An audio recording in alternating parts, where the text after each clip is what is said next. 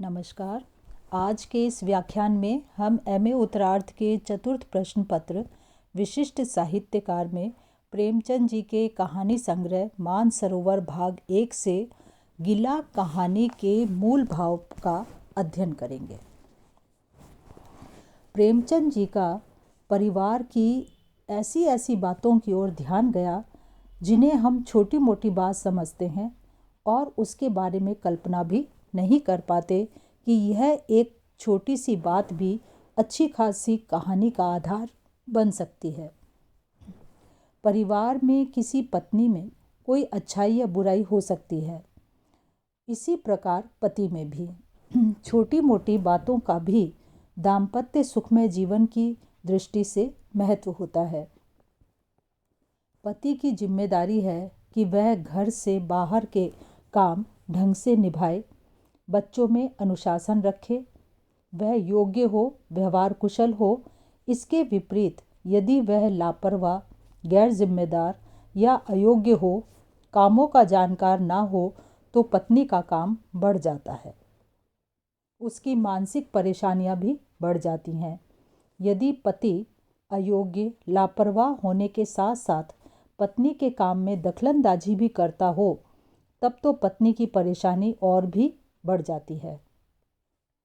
कई बार ऐसे पतियों के व्यवहार से पत्नियों को बाहर से आए मेहमानों आदि के सामने बड़ा नीचा देखना पड़ जाता है। वह उनके आगे पति से कुछ भी नहीं कह पाती और काम में भी बाधा पड़ती है। कुछ ऐसे ही पति का प्रस्तुत गिला कहानी में वर्णन किया गया है। उसके बारे में कई बातें स्पष्ट की गई हैं। यह कहानी एक पारिवारिक कहानी है। पत्नी को अपने पति की कुछ कमियों से परेशानी होती रही है, फिर भी अब वह इतनी उसकी अभ्यस्त हो गई है कि पति के स्वभाव आदि से उसने ऐसा समायोजन कर लिया है, तालमेल बिठा लिया है कि अपने पति के स्थान पर कितनी ही अच्छाइयों से युक्त व्यक्ति भी अब उसे ग्राह्य नहीं है। गिला कहानी के पात्र पति का व्यवहार कुछ इस तरह का है कि उसकी पत्नी को उससे कुढ़न होती है। अब इन्हीं को देखो, सारे दिन मुझे जलाया करते हैं। कभी सामान मंगाओ तो सड़ा गला उठा लाएंगे, पैसे अधिक दे आएंगे। इनके संगी साथी भी कुछ इसी तरह के हैं जो किसी काम के नहीं। घर में भले ही पैसा ना हो पर बाहर बिना सोचे समझे खर्च कर डालेंगे। अच्छे बुरे नौकर की भी इन्हें पहचान नहीं। नौकरों को कपड़े लुटा देंगे, लाख कमियां होने पर भी उनकी बुराई ना करेंगे। भावनाओं की भी कद्र करना नहीं जानते। अपना यश सुनना इनकी अलग कमजोरी है। मेल मुलाकात करने का, उसके महत्व का इन्हें ध्यान नहीं। भाई भतीजे इन्हें बहकाते रहते हैं। बच्चे सुधर रहे हैं या बिगड़ रहे हैं, इन्हें कोई परवाह नहीं। बच्चों में घुले मिले रहेंगे कि बच्चों के भयभीत होने का कोई प्रश्न ही पैदा नहीं हो सकेगा। ऐसे इनके सिद्धांत हैं जो पूर्णतया अव्यवहारिक हैं। इन्हीं सब बातों से उनकी पत्नी परेशान होती रहती है और कुढ़ती रहती है।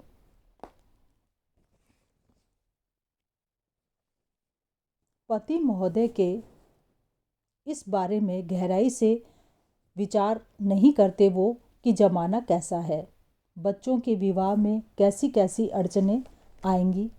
वे अपनी रटी रटाई आदर्श की बातें लगाते रहे हैं। समाज में छल प्रपंच आए दिन देखने को मिल जाते हैं, पर इनकी आंखें ही नहीं खुलती। अधिकतर लोग शादी विवाह में दहेज के लिए हाथ फैलाते हैं, किंतु इन महाशय पर यही भूत सवार है कि दहेज एक बुराई है। दहेज न देने की इनकी जिद के कारण भले ही इनकी लड़कियां अविवाहित ही बैठी रह जाएं।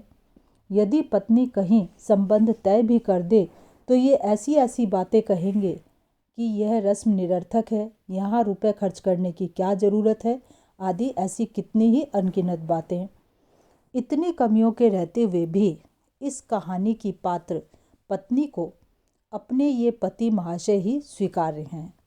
इनमें कुछ ऐसी व्यवस्थाएं उत्पन्न हो गई हैं, दोनों की प्रकृति में ऐसा सामंजस्य स्थापित हो गया है कि अब पत्नी कितने भी अधिक योग्य और गुणवान पति को इनकी जगह प्रतिस्थापित नहीं करना चाहती।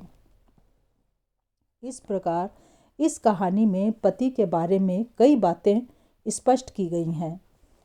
पति की जो कमियां बताई गई हैं वे सामान्यतः पतियों में देखने को मिल जाती हैं।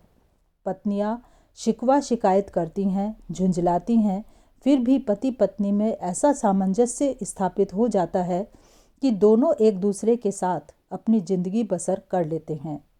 एक प्रकार से प्रेमचंद जी ने के यह पात्र पति के माध्यम से इन असावधानियों का, कमियों का चित्रण किया गया है जो प्राय पतियों की ओर से रह जाती हैं। प्रेमचंद जी बताना चाहते हैं कि पति को सुखमय दाम्पत्य जीवन की दृष्टि से सावधानी रख जिम्मेदारियों को निभाना चाहिए और रूखे सिद्धांतों, आदर्शों का मोह न रखकर उसे समय के अनुसार व्यवहारिक हो जाना चाहिए। धन्यवाद।